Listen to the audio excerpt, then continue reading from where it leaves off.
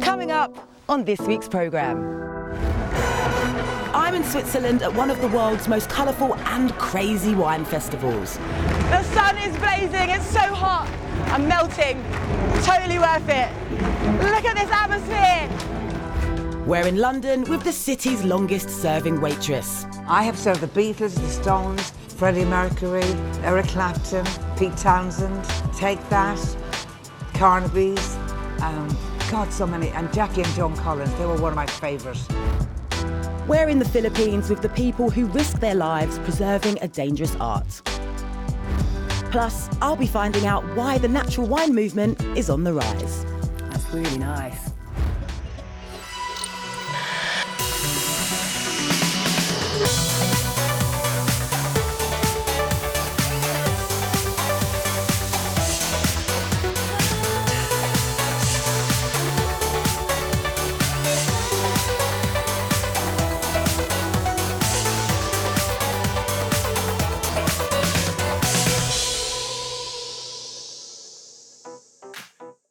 And welcome to the travel show with me, Lucy Hedges. This week I'm in Vevey, a small Swiss town on the shores of Lake Geneva, as it hosts the world's biggest and perhaps most infrequent wine festival.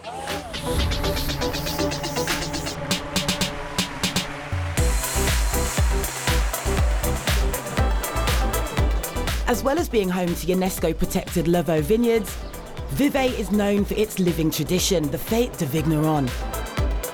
A 3-week-long celebration of wine that transforms the town. While Switzerland might not spring to mind when you think of wine, they actually produce around 100 million litres a year, exporting only 2% of it. It's said that during the Fête de Vignerons, visitors to this unsuspecting lakeside town work their way through, are you ready, over 500,000 bottles of wine. Now, the festival itself actually began as a one-day feast hosted by an ancient brotherhood, as a way to reward the best winemaker in the region. And it clearly takes the locals a while to recover, as the festival only takes place once every 20 to 25 years.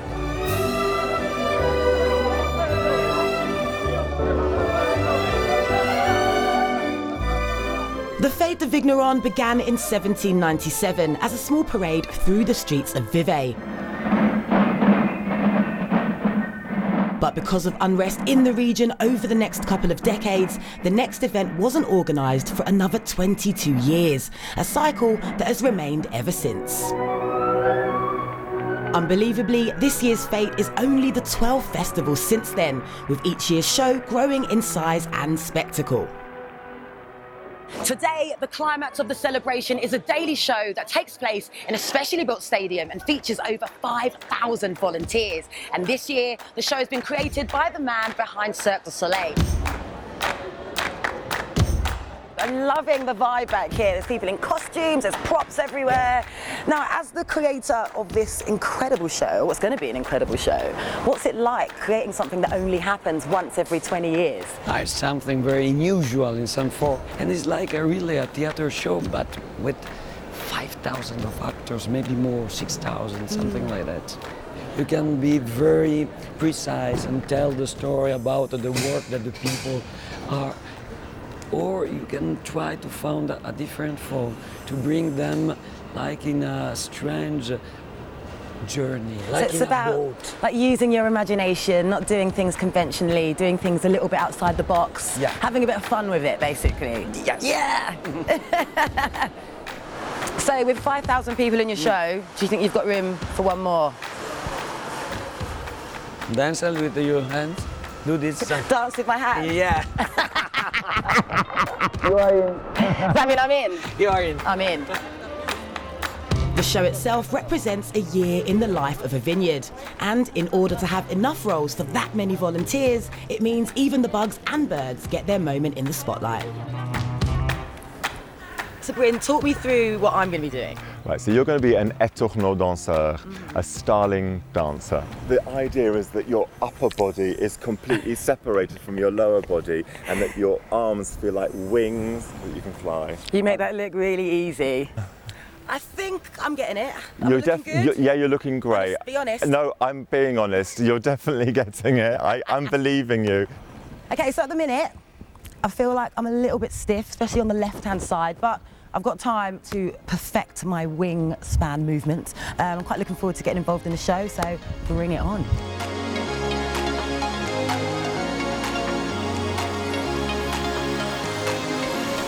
So I've got my moves, now it's time to get my costume.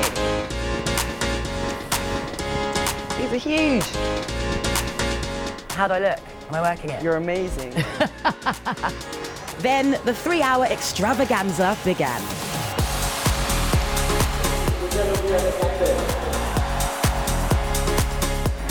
The crowd sounds huge, a little bit scary. The first ever festival for the Fête de Vignerons held a capacity of 2,000 people. I'm about to perform in front of almost 20,000 people. Showtime!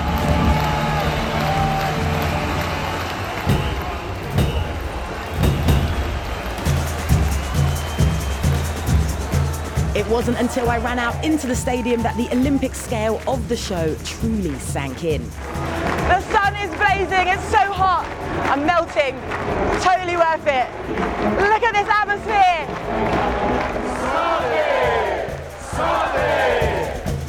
I can't think of another place where multiple generations from one family get the chance to be involved in such an epic experience together.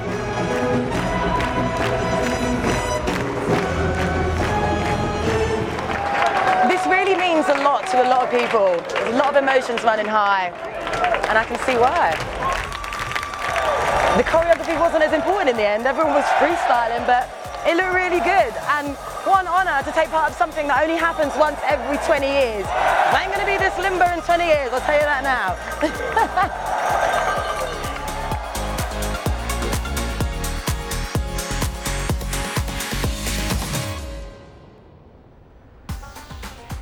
Now to London and a tradition that doesn't go back quite as far as the Swiss event, but nevertheless has become a bit of an institution, attracting celebrities from across the globe.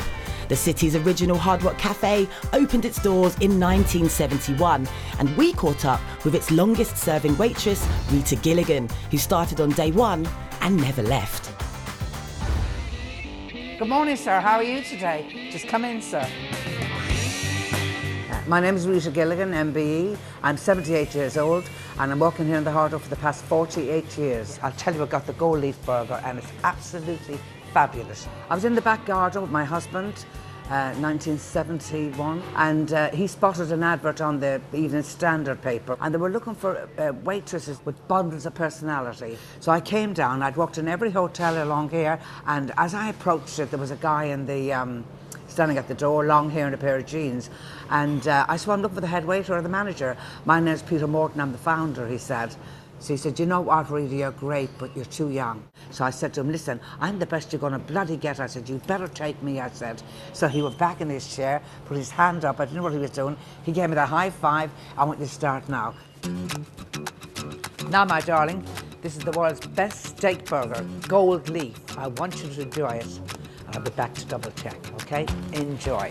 This is a place where, if you came in to me and you wanted a cup of coffee at my table, it's not a lot, it's £1, £1.50, whatever that, you know? But I'm going to make it, you'll walk out that door with a memory. And life is all about memories, you know? And I want people to know that they're in London. And whether they're spending £1 or £500, I treated every customer the same. Now, my darling, this is the sparkling blue Hawaiian. You enjoy it, okay? I have served the Beatles, the Stones, Freddie Mercury, Eric Clapton, Pete Townsend, Take That, Carnaby's, God, so many, and Jackie and Joan Collins. They were one of my favourites. They were fantastic to serve.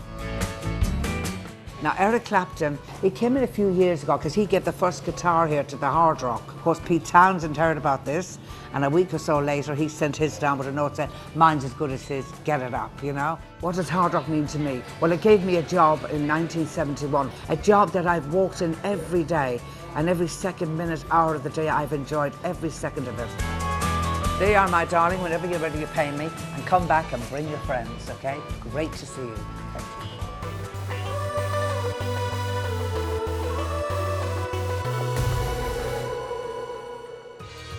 Well, stay with us here on The Travel Show because coming up, we'll be meeting the Filipino islanders keeping a perilous tradition alive. Plus, I'll be asking just what goes into natural wine. Madam, for you tonight the cheese fondue. Oh my gosh! Peppermint. Bon appétit. Merci! Bye. I was not expecting that at all. I think as far as entrances go, that was quite extravagant. Now, you might not know this about me, but I absolutely love fondue. So I'm in heaven right now. And usually, this is the kind of meal that's communal, but clearly I'm Billy No Mates right now, but honestly, I have no problem consuming all of this by myself. Now, if you've never had the pleasure of having fondue, what you've got here is a burner at the bottom that keeps the cheese consistently melted and smooth and delicious and cheesy. And what you do is you grab some bread, or you can use it with meat, or eat it with meat or vegetables, whack it on your fork, dip it in the cheesy goodness, and let heaven take over.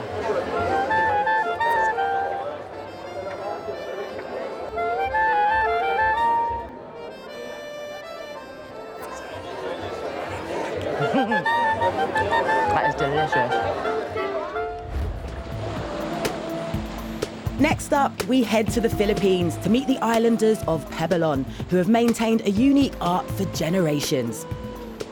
Nest gatherers risk their lives climbing up cliff faces with their bare hands. We went to find out why this dangerous tradition continues.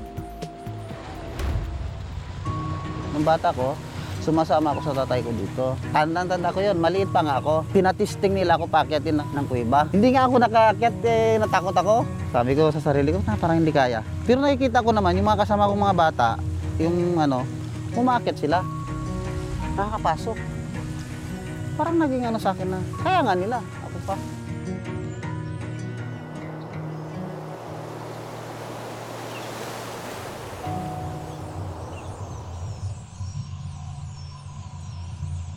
Yung balin sa sayaw, napakahalaga talaga yan para sa amin.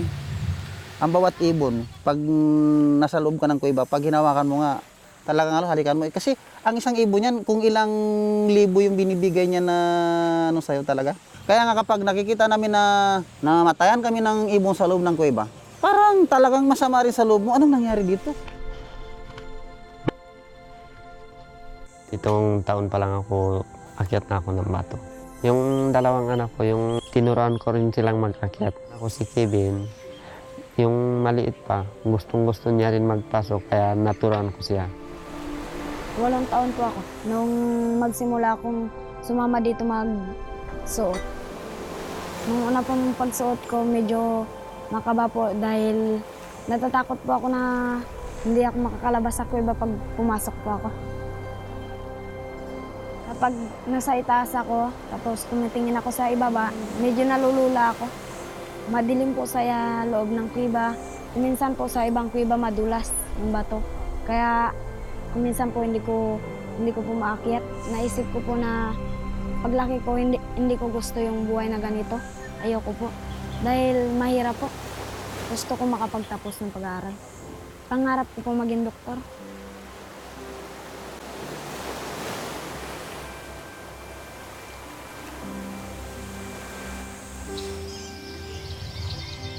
Noon walang palipad yan eh. Ang isang konsesyonер kasi noon kapag nahawakan nila, gusto nila kumita. Yung mga ilang araw pag pwede nang kunin yung kukunin na nila eh. Nung itong huli na talaga, nung pinapangalagaan na namin itong isla, mas maingat kami sa pag-harvest ng mga pugad sa kuwebahan. Busyador kami pa ang gwardiya.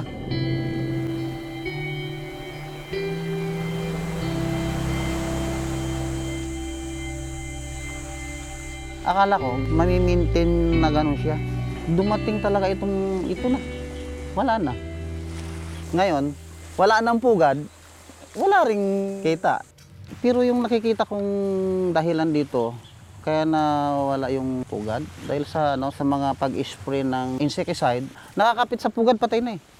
Nakakapit pa, patay na. Ang bilis ng pagbaba ng bilang ng pugad, pagkawala ng laman ng kuweba, di ba napakalungkot yan, isipin. Kung halimbawa na malaman lang namin kung paano talaga siya, gagawin namin talaga eh. Sa tingin ko, kami na yung pinakahuling busyador dito talaga.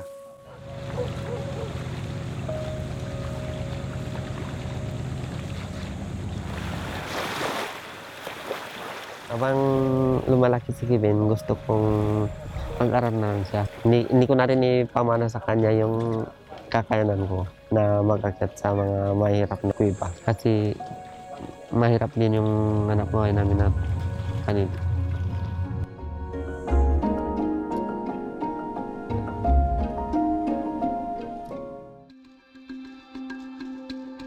Now, I'm heading to the Swiss Alps to meet a winemaker who's doing things a little bit differently. Peter Hansch-Schmidt set up Mythopia when the natural wine movement was taking off. Today, the consumption of natural wine is on the rise, with emerging names creeping onto wine lists in most of the world's best restaurants. There is no official definition as to what makes a natural wine, but it's all about low intervention, letting nature do the work without using any chemicals or additives. And I've heard Peter's vineyard is a pretty good example of this. Whew, that was quite the trek. I'm used to vineyards being a bit tidier. There's a lot going on. There's brambles, there's bushes, there's loads of wild plants. This isn't your typical vineyard, is it? The thing is to have really living space for all nature. So there's a method behind the wildness. It's definitely a method. Yeah. We don't need any fertilizer, so it only comes from the greens that we are planted here.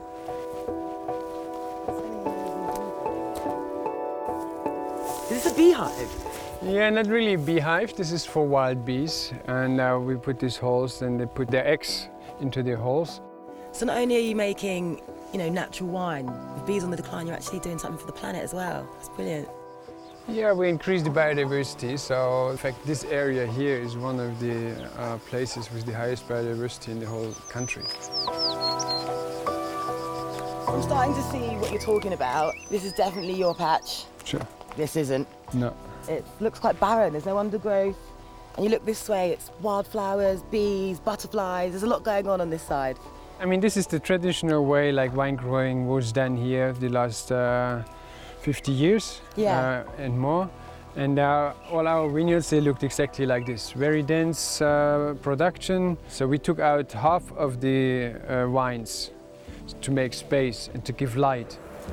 So Peter has clearly put a lot of effort into making his vines as wild as possible. Apparently his vineyards are home to 64 species of butterfly. But having never tried natural wine, I'm looking forward to tasting how it differs from the wine I'm used to.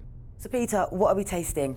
The disobedience is white wine, but if you see, the color is more like golden. They call it like orange. Yeah, it's a nice color, not one you'd expect when someone says white wine. In the old days, the wine had 4 colors. It was red and white, and it was rosé and orange. It's because when we did this wine, we broke all rules. It's like doing all in the wrong way. Yeah. So in the end, it comes to this.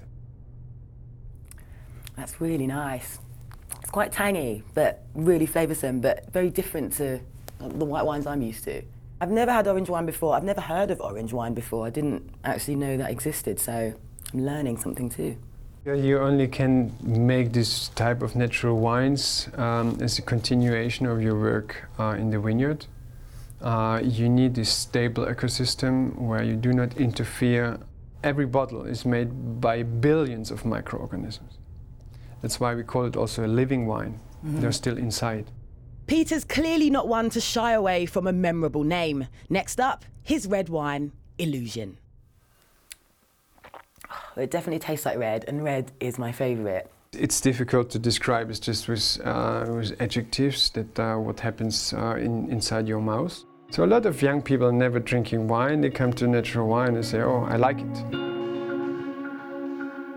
It's deep here. Yeah. Speaking to Peter has made me realise that natural winemaking is as much a philosophy as it is a process. That part of the excitement within the movement is the unpredictability of nature that helps make each bottle different from the last. Something traditional winemakers have spent centuries trying to avoid. He's also made it clear that even the wildest of vineyards need taming, so he's agreed to let me have a go on his little red tractor. From the outside, it looks wild, but if you do not manage it, it's just all overgrown, and after 3 years, there's nothing to harvest anymore. So it's controlled wildness. Yes. It's my job to manoeuvre the roller backwards down the hill, flattening the grass that will then act as a natural fertiliser for the soil underneath. But I've never been that good at reversing. I'm sweating, eh? This is a lot harder to manoeuvre than I thought.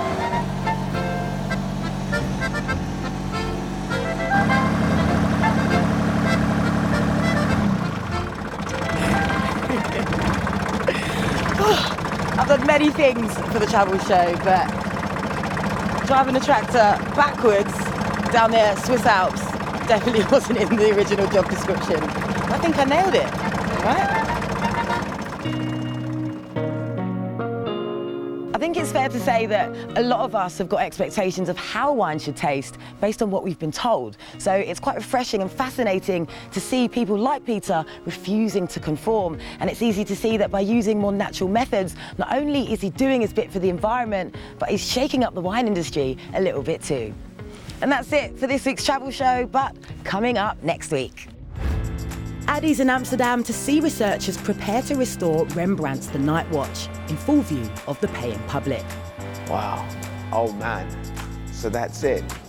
All of this scrutiny and all of this work for one artist. I would personally think that he would think we are crazy. So make sure you catch that. And in the meantime, don't forget, you can check us out on social media. But for now, from me, Lucy Hedges, and the rest of the travel show team here in Switzerland, it's goodbye.